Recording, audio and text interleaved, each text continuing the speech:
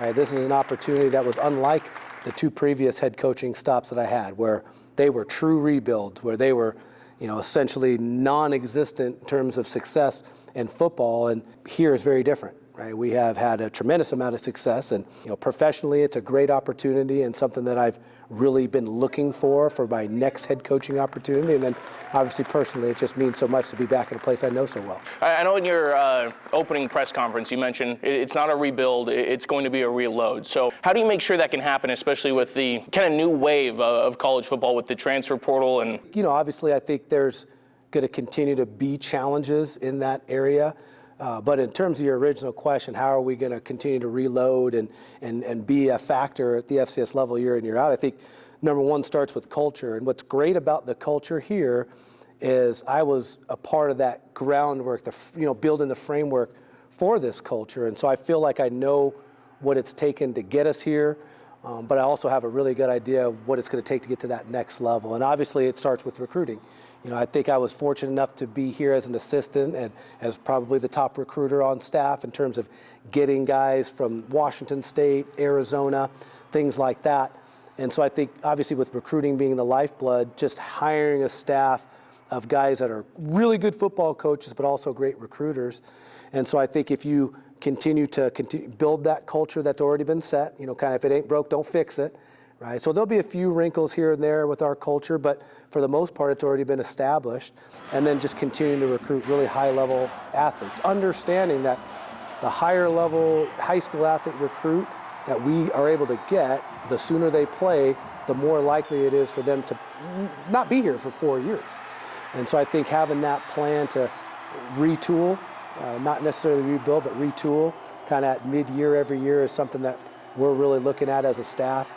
Probably planning to lose roughly 10 guys per season, but that's part of the business. And I think if you're not able to adapt, well, you're going to get passed up. And I think we're going to do a phenomenal job of continuing to develop players and having a plan for when those players exit a little bit earlier than we had anticipated. You mentioned recruiting, and I've noticed here down in the Treasure Valley, it seems like the talent gets better and better year in and year out. So how important is this area down south to the recruitment and the lifeblood of this program? It's incredibly important. I would argue that it's the most important. We always want to find and identify the best talent within the state. Just so happens that a lot of that talent's right here in the Treasure Valley. And so we're to continue to do a great job building relationships with high school coaches and programs and getting these guys up to see us. Because a lot of guys in the Treasure Valley may not have even been to Moscow.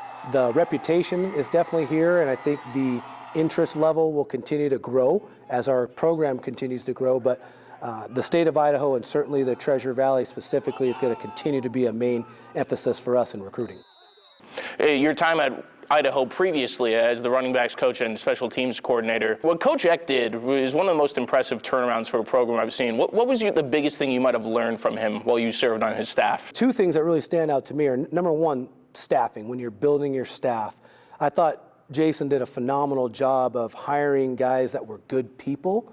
So I know from my experience as an assistant, you're around a bunch of good people, you like being around them. It was a joy to come to work every day. You never felt like you were in a position where you're battling with other egos. You get guys that kind of have similar mindsets in terms of developing players, building relationships with guys. And so that staffing piece was probably the most important part. And then I think just establishing relationships throughout the state and making sure you have those same relationships throughout the Northwest. Because as we talked about before, recruiting is kind of the lifeblood. Having those relationships, continuing to establish new ones and cultivate the old ones is probably the best way we're going to continue this success. Let's talk about a big promotion. Matt Linehan to become the offensive coordinator, a guy who obviously was a great Vandal quarterback and has been around and been in this culture. What does he mean to this program and the plans that you have? Well, hiring Matt Linehan was probably my priority number one. Between him and our director of football operations, J.D. Johnson, those were two guys I had to really keep. I wanted to keep them, and I wanted to make sure I gave them offers they couldn't refuse. But specifically to Matt, I had a chance to work with him, for 2 years, and we joked around all the time. I used to tell him, hey, don't forget about me when you're a head coach, man. You'll hire me someday. And he would say, T4, man, you'll end up hiring me way sooner than I'll hire you, and he was right. but just his knowledge of the game, knowledge of the program, relationships he has with the players, I thought was something that I wanted in our staff. And I think the offensive system that we had at Idaho with Coach Eck and Coach Schleisner, I didn't want to get far away from that system. I thought it was a great system, a system that if I ever was to be a coordinator, I would have taken that system and really used that. So, hiring Matt for the familiarity with the system, the relationships with players, and obviously what he means to the university as a whole, I think was critical. So stylistically and the system you guys want to run, do you expect it to be pretty similar to what we've seen out of Idaho football in the past couple of years? Yeah, I think so. Offensively, we still want to establish the line of scrimmage, be a physical football team. That's kind of first and foremost. I still think you're going to see kind of the gadget plays and a lot of the stuff throwing the ball down the field.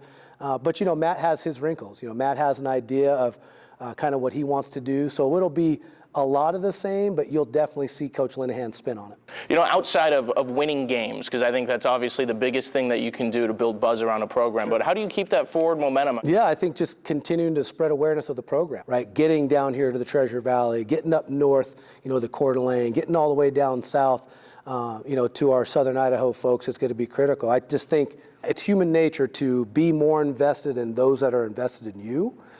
And so I really believe that myself, my staff, our players getting in front of more people is how we continue this buzz.